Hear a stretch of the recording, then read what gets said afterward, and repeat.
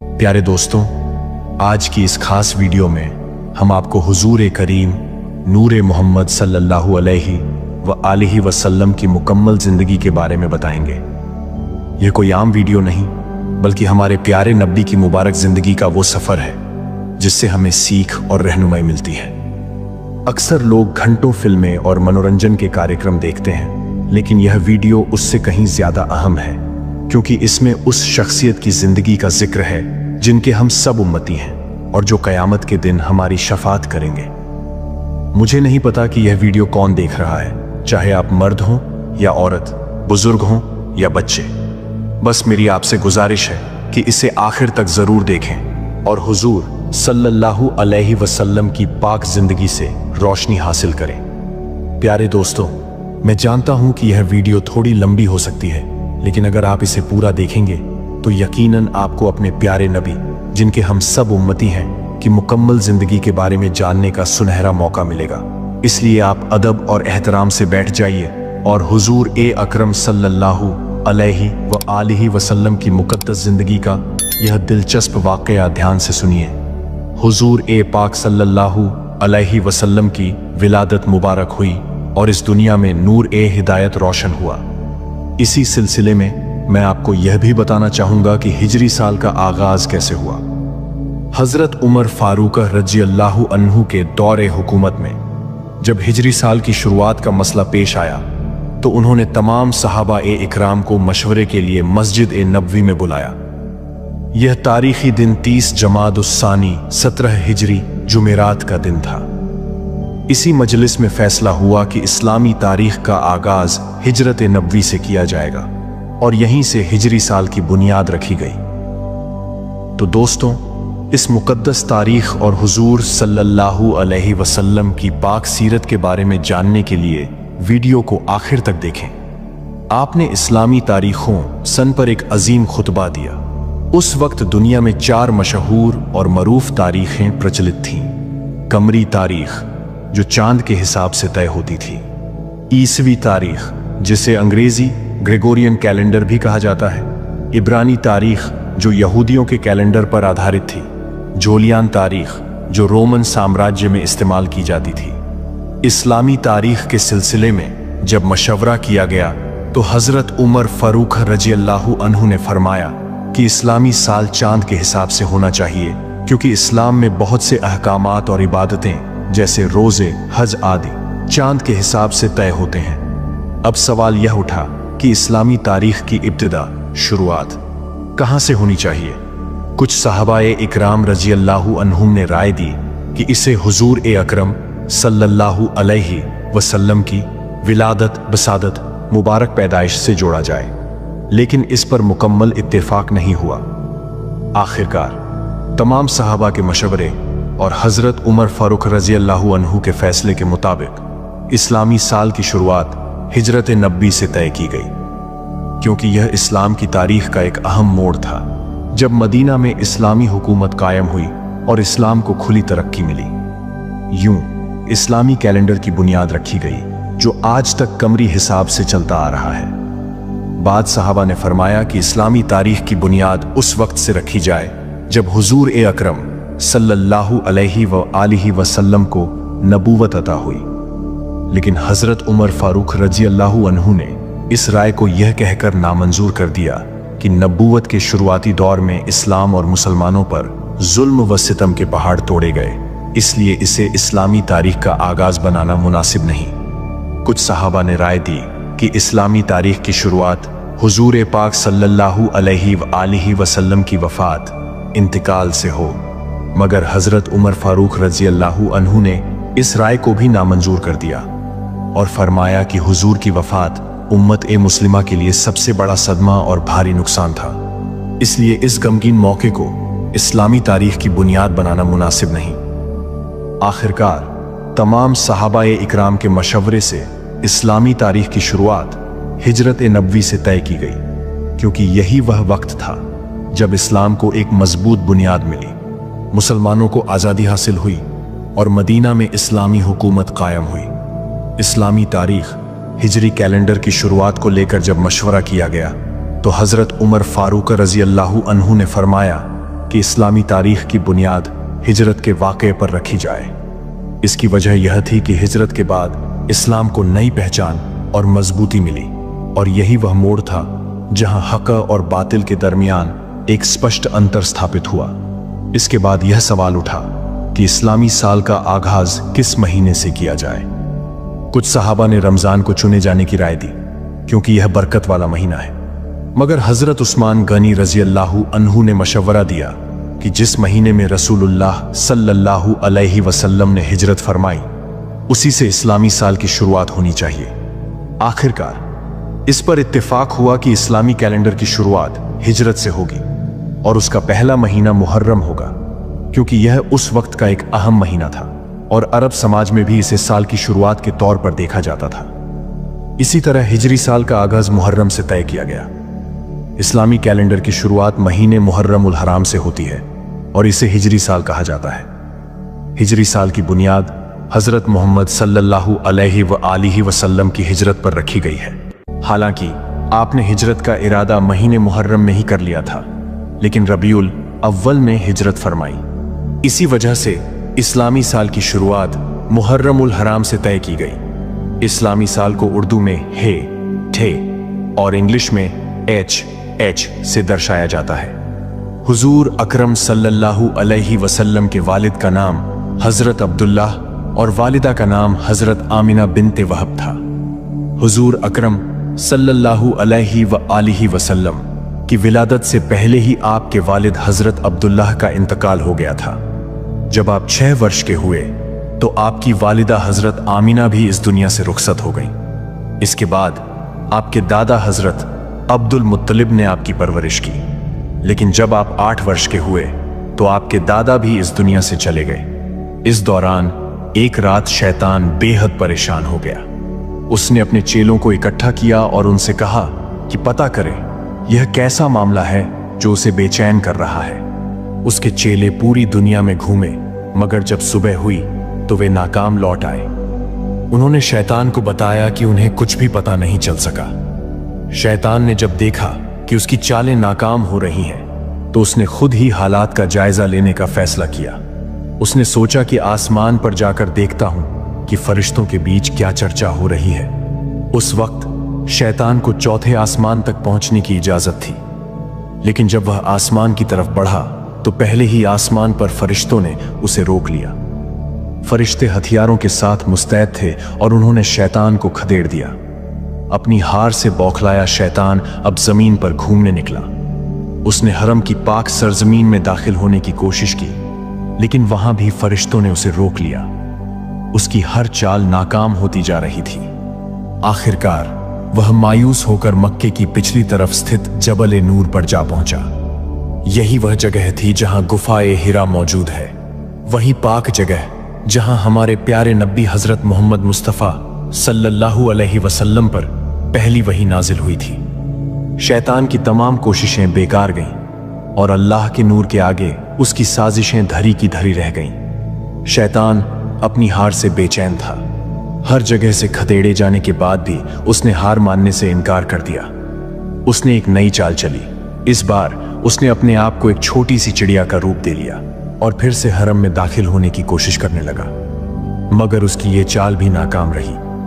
हजरत जिब्राइल अलैहिस्सलाम ने उसे पहचान लिया और फौरन वहां से भगा दिया। शैतान, जो अब हताश और गुस्से में था, रुककर हजरत जिब्राइल अलैहिस्सलाम से बोला, ऐ जिब्राइल, आज ऐसा क्या खास हुआ है कि मुझे आसमान पर चढ़ने से भी रोक दिया गया और अब चिड़िया के रूप में भी हरम में दाखिल नहीं होने दिया जा रहा। हजरत जिब्राइल अलैहिस्सलाम ने नूरानी आवाज में फरमाया, आज की रात इंतहाई मुक़द्दस है। आज कायनात के सरदार सरवरे अंबिया हजरत मोहम्मद मुस्तफ़ा सल्लल्लाहु अलैहि व आलिहि वसल्लम की विलादत की रात है। उनकी आमद होने वाली है और यही वजह है कि तुझे हर पाक जगह से रोक दिया गया है। यह सुनकर शैतान बौखला गया। उसकी मक्कारी और चालाकियों के बावजूद अल्लाह के हुक्म के आगे उसकी कोई भी चाल कामयाब ना हो सकी। शैतान ने जब हजरत जिब्राइल अलैहिस्सलाम का जवाब सुना तो वह ठिठक गया, मगर उसकी फितरत कब बदलने वाली थी। वह फिर सवाल करने लगा, ऐ जिब्राइल, इतना तो बता दो कि जो बच्चा आज पैदा होने वाला है उस पर मेरा कोई बस चलेगा या नहीं? क्या मैं उसे बहका सकूंगा? हजरत जिब्राइल अलैहिस्सलाम ने ठहर कर फरमाया, नहीं, इस नूर पर तेरा कोई जोर नहीं चलेगा, उसकी हिफाजत खुद अल्लाह फरमाएगा। यह सुनकर शैतान बेचैन हो गया, लेकिन फिर उसने एक और सवाल किया, अच्छा ये तो बताओ कि जो लोग इस आने वाले नबी का कलमा पढ़ेंगे, क्या उन पर मेरा कोई असर हो सकेगा? हजरत जिब्राइल अलैहिस्सलाम ने फरमाया, ऐ शैतान, न सिर्फ रसूल पाक बल्कि उनके सच्चे उम्मती पर भी तेरा कोई बस नहीं चलेगा, जब तक कि उसके दिल में दुनिया की मोहब्बत न घर कर जाए। यह सुनते ही शैतान के चेहरे पर एक कुटिल मुस्कान फैल गई। उसने समझ लिया कि इंसान को सीधे रास्ते से हटाने का उसका मौका वहीं मिलेगा जब वो दुनिया की चाहत में डूब जाएगा। इस तरह शैतान फिर एक नई साजिश के इरादे से वहां से रवाना हो गया, लेकिन अल्लाह का नूर हमेशा बुलंद रहा और रहेगा। जब दुनिया की मोहब्बत पैदा हो गई तो शैतान उसको अपना गुलाम बना लेगा। हुजूर ए अकरम सल्लल्लाहु अलैहि वसल्लम की वालिदा जनाबे आमना कहती हैं कि दौरान हमल मुझे कभी कोई भी दर्द या तकलीफ महसूस नहीं हुई और ना कभी कोई ऐसा एहसास हुआ जो पहले बच्चे की विलादत के वक्त अरब की आम औरतें बयान किया करती थीं। आप फरमाते हैं कि मैं और फातिमा बिनते असद कमरे में बैठी थी कि अचानक कमरे की रोशनी में इजाफा होने लगा और ऐसा लगा कि यह कमरा आंखों से पोशीदा होता जा रहा है। जनाबे फातिमा बिनते असद यह मंजर देखकर घबरा गई, अपनी जगह से उठी कि घर के मर्दों को जाकर बताएं। हजरत आमीना कहती हैं कि जब मैंने अपने आसपास अजीब सा नूर देखा तो मैं घबरा गई और हजरत अब्बू तालिब को आवाज दी। जब मैंने उन्हें सारी बात बताई तो उन्होंने मुस्कुराकर कहा, फातिमा घबराओ मत, यह सारा मंजर उस पाक नूर की वजह से है जो जल्द ही इस दुनिया में तशरीफ लाने वाला है। इतने में हजरत फातिमा बिन्त असद बाहर निकली और तभी मैंने देखा कि एक सफेद परिंदा उड़ता हुआ मेरी तरफ आ रहा है। जैसे ही वह मेरे करीब आया, मेरे घर की छत मानो गायब हो गई और चारों तरफ सिर्फ नूर ही नूर नजर आने लगा।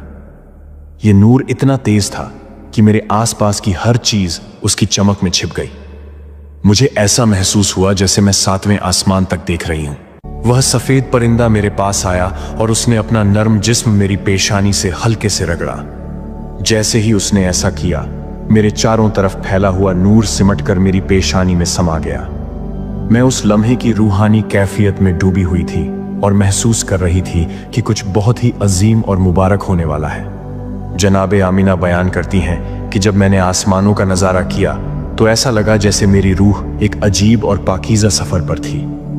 लेकिन कुछ ही देर बाद मेरी नजर दोबारा अपने कमरे की तरफ लौटी और मैं महसूस करने लगी कि मैं फिर से अपनी जगह पर हूं। इसी दौरान जनाबे फातिमा बिनते असद भी वापस आ चुकी थी।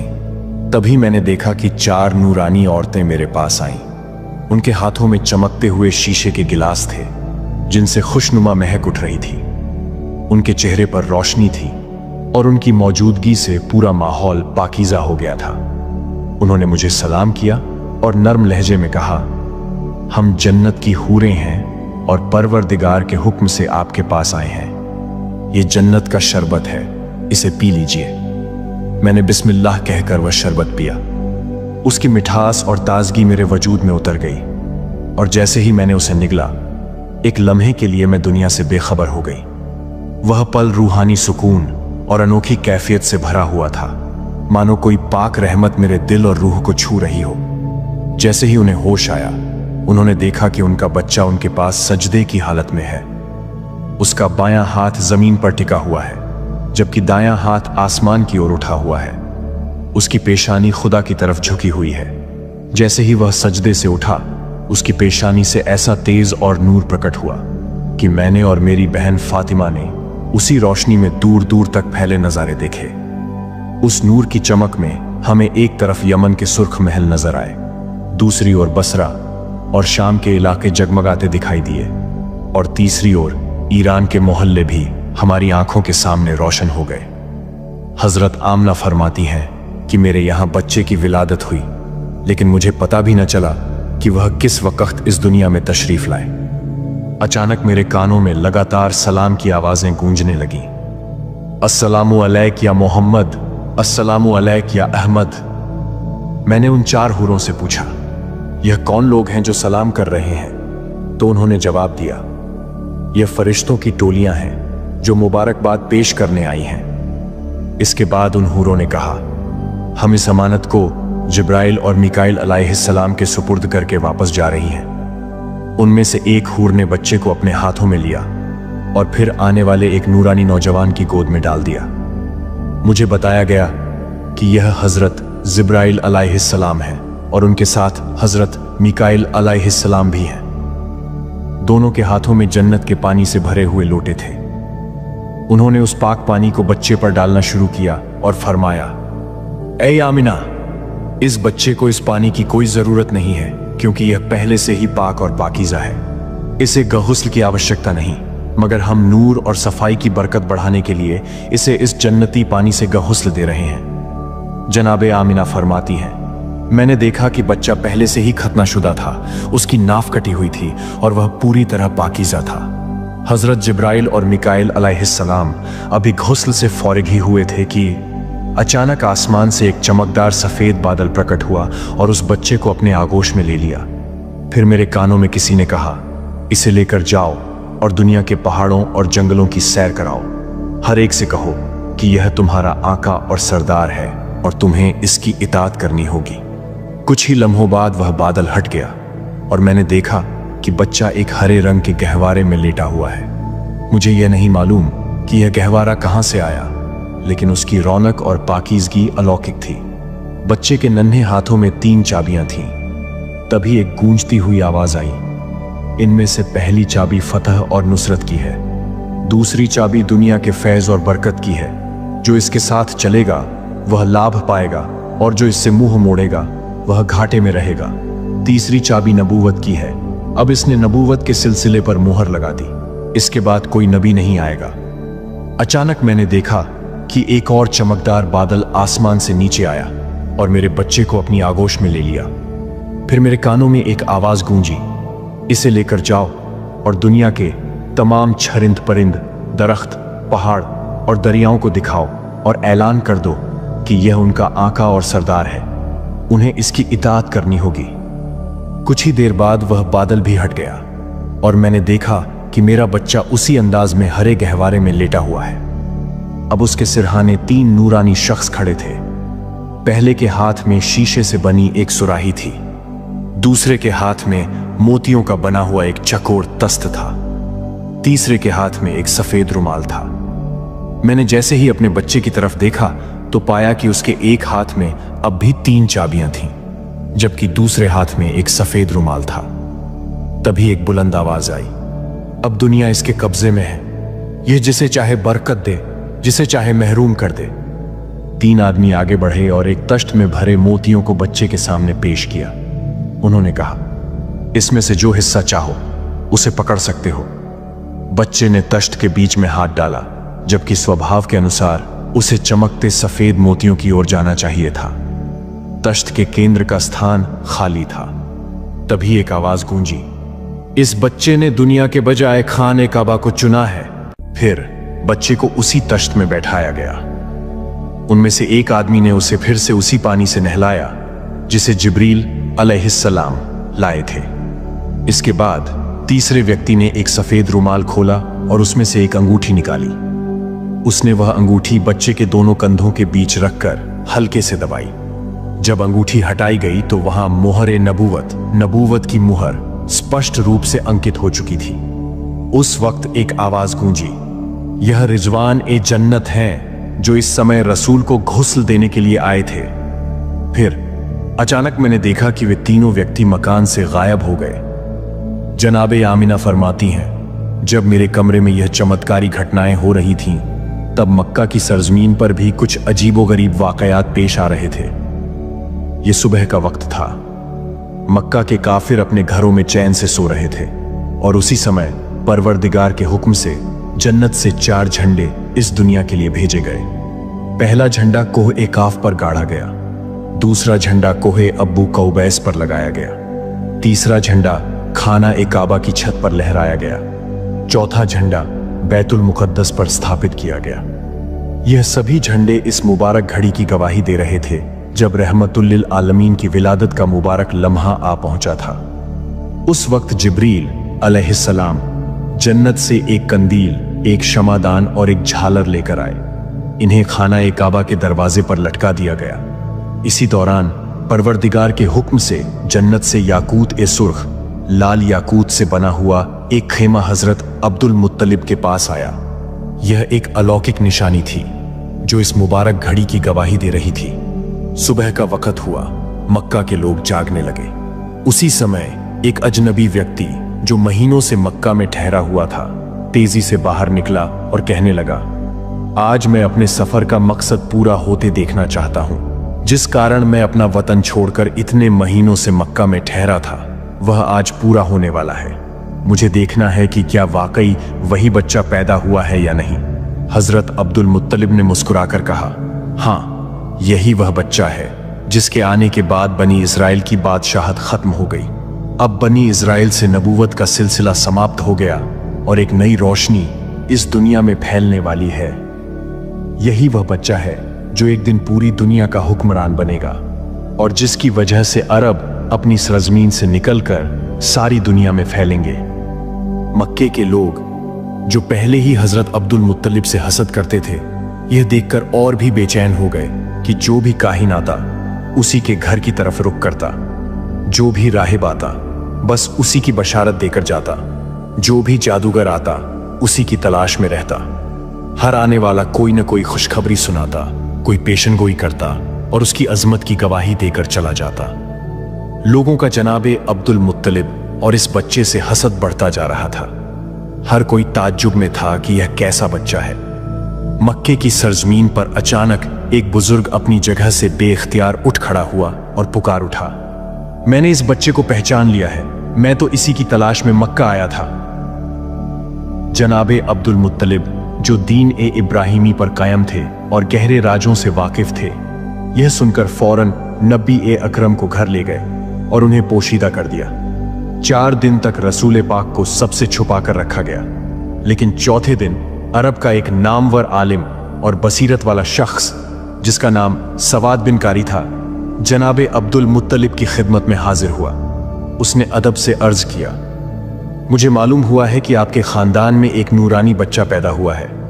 मैं बस एक बार उसकी जियारत करना चाहता हूं। जनाबे अब्दुल मुत्तलिब यह देख चुके थे कि यहूदी आलिम की ख्वाहिश पूरी करने की वजह से मक्का, खास तौर पर खानदान ए बनु हाशिम के मुखालिफ लोग इस खबर को सुनकर और ज्यादा हसद करने लगे थे। अब यह सवाद बिन कारी जो मक्का में बड़ा एहतराम रखने वाला शख्स था, अगर इस बच्चे के बारे में कोई पेशीन गोई कर देता तो अहले मक्का का हसद और बढ़ जाता। जनाबे अब्दुल मुत्तलिब ने सोचा कि अगर इसे अकेले में बच्चे की जियारत कराई जाए तो हसद का मसला भी नहीं पैदा होगा। चुनांचे उन्होंने सवाद को अपने साथ लिया और जनाबे आमिना के मकान में दाखिल हुए। जैसे ही वह गहवारे के करीब पहुंचे और बच्चे पर से कपड़ा हटाया तो एक अजीब किस्म का नूर सारे कमरे में फैल गया। वह मंजर देखकर सवाद बिन कारी हैरत में डूब गया और उसकी आंखों में अजीब सा तासुर नजर आने लगा। सवाद बिन कारी एक इल्मी और दूरंदेश शख्स थे। उन्हें मालूम था कि आखिरी जमाने में क्या होने वाला है। जब उन्होंने उस बच्चे को देखा तो बेख्तियार झुक गए और अदब से उसके मुबारक कदमों को बोसा दिया।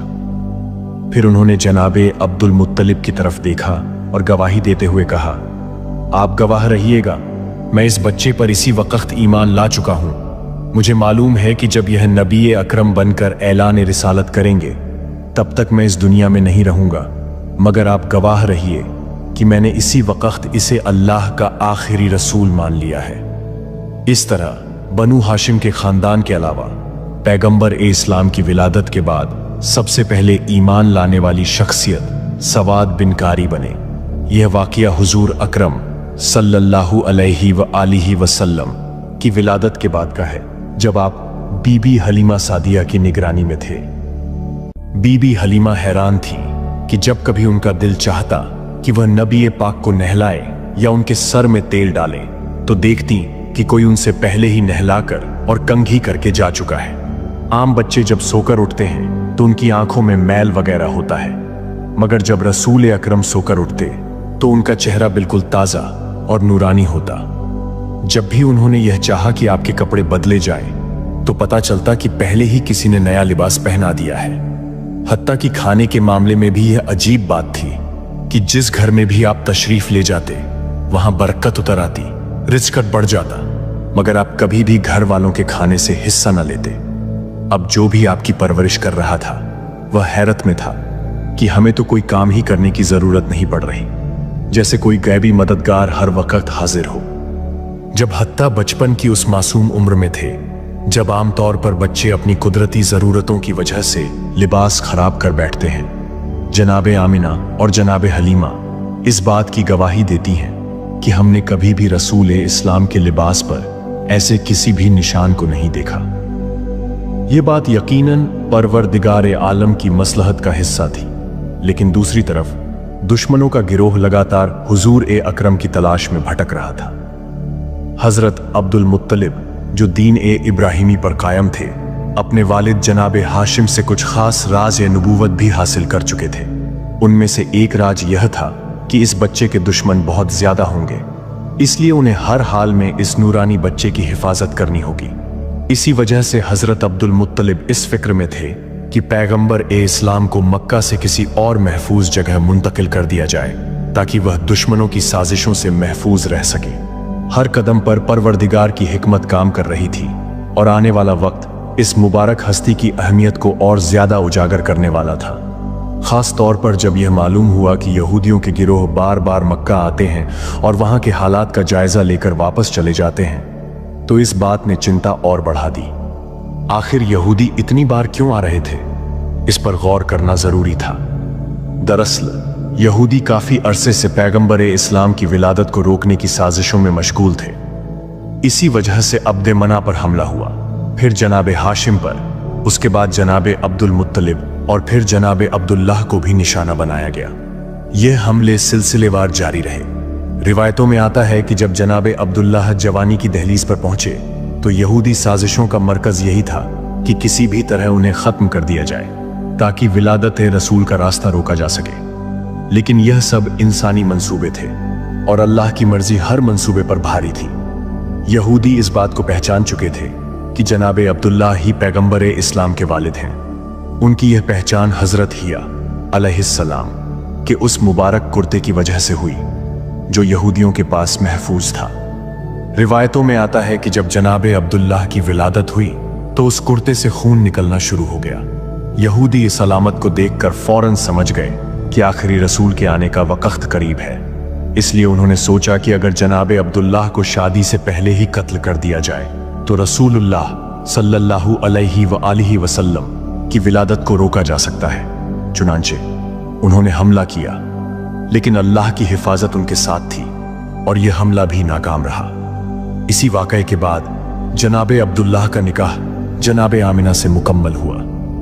जब यहूदियों को इस शादी की खबर मिली तो उनकी बेचैनी और बढ़ गई। अब वह सोचने लगे कि किसी भी तरह से विलादत के सिलसिले को रोकना होगा। इसी कोशिश में इत्तेफाक से उन्हें एक मौका मिल गया और उन्होंने नई साजिशें बुननी शुरू कर दी। जनाबे अब्दुल्लाह किसी काम के सिलसिले में मदीना तशरीफ ले जाते हैं और यह बात सबको मालूम थी कि मदीना यहूदियों का एक मजबूत गढ़ है।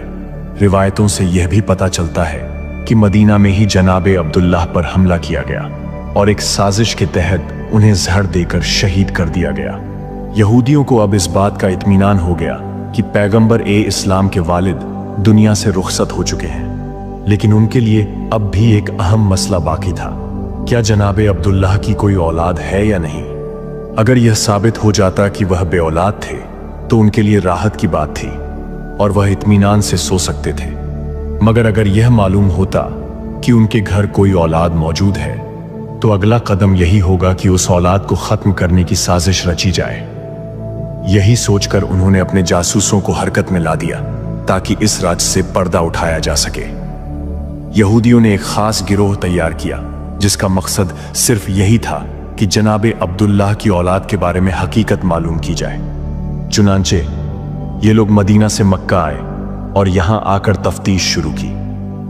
जब उन्हें यकीन हो गया कि जनाबे अब्दुल्लाह बे औलाद थे और उनके घर कोई वारिस मौजूद नहीं, तो उन्होंने इत्मीनान का सांस लिया और बड़े सुकून के साथ वापस मदीना लौट गए। मदीने पहुंचकर यह खुशखबरी न सिर्फ वहीं तक महदूद रही, बल्कि मदीना से लेकर शाम तक जहां जहां यहूदी आबाद थे वहां यह पैगाम पहुंचा दिया गया कि मुबारक हो वह खतरा जिससे हम बरसों से डर रहे थे, अब हमेशा के लिए टल चुका है। हजरत यहिया अलैहिस्सलाम के उस मुबारक कुर्ते से जो खून बह रहा था अब वह भी सूख चुका था। यह उनके लिए इस बात का सबसे बड़ा सबूत था कि पैगंबर ए इस्लाम के वालिद इस दुनिया से रुखसत हो चुके हैं और उनके यहां कोई औलाद भी नहीं। इसका मतलब यह निकाला गया कि अब आखिरी रसूल की विलादत नहीं होगी। यहूदियों ने इस खबर को अपनी सबसे बड़ी फतह समझा और इसे यहूद की पूरी दुनिया में फैला दिया, यह सोचकर कि अब उनका दबदबा हमेशा कायम रहेगा और उनके मंसूबों में कोई रुकावट नहीं आएगी। लेकिन वह यह नहीं जानते थे कि परवरदिगार की मर्जी उनके मंसूबों से कहीं ऊपर है और जो नूर दुनिया में आने वाला था उसे कोई ताकत नहीं रोक सकती थी। मदीना से लेकर शाम तक यहूदियों ने जश्न मनाया। वह बड़े इत्मीनान में थे कि अब उनके लिए कोई खतरा बाकी नहीं रहा। लेकिन उन्होंने एक बुनियादी गलती कर दी।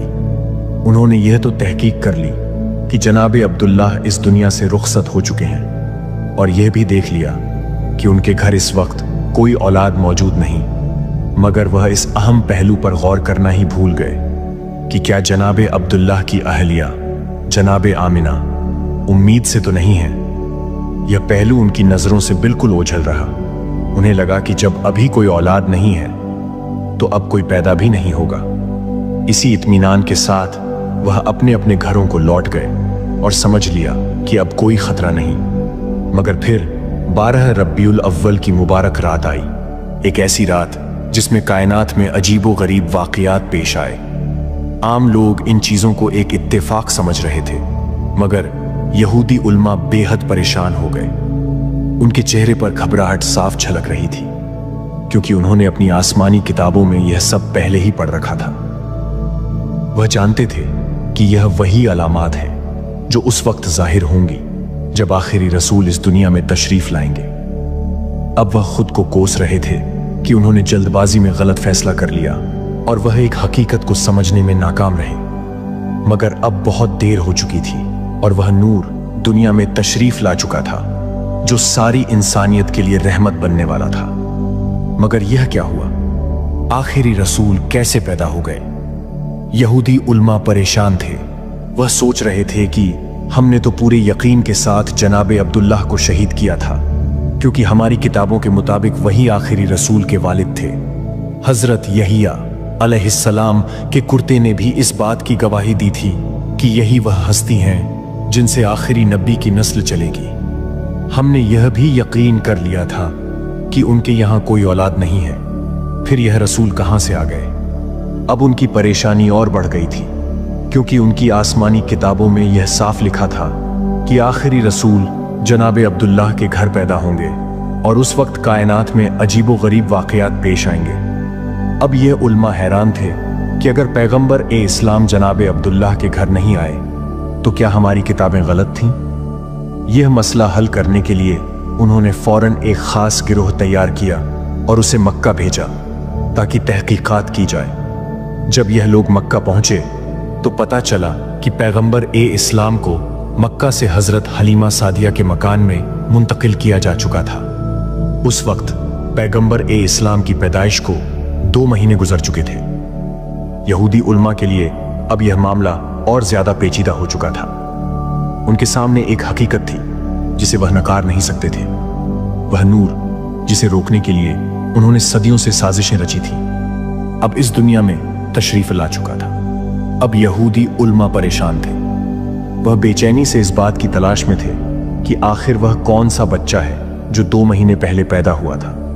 लेकिन मक्का में उन्हें ऐसा कोई बच्चा नजर नहीं आ रहा था।